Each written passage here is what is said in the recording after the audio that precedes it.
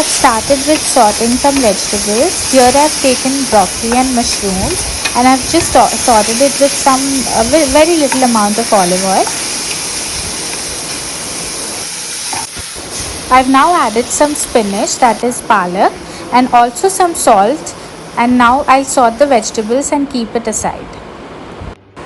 To the same pan now, add some olive oil and take some garlic, cut it into thin slices and saute it till golden brown. Once the garlic turns golden brown, add the tomato paste that we made out of 2 tomatoes. Be careful, it's hot.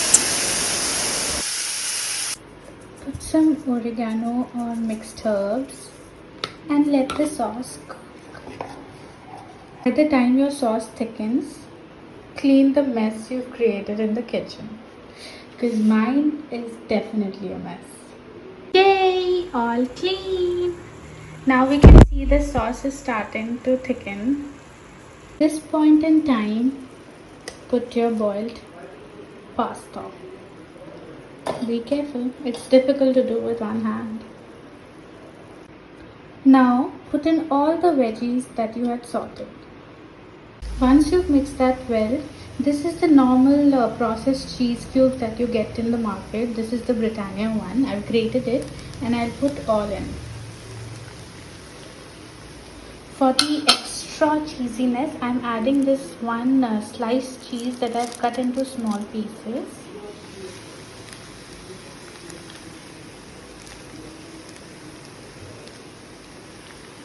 And mix well. You might need both your hands to do this. As you can see, the cheese is mixed well.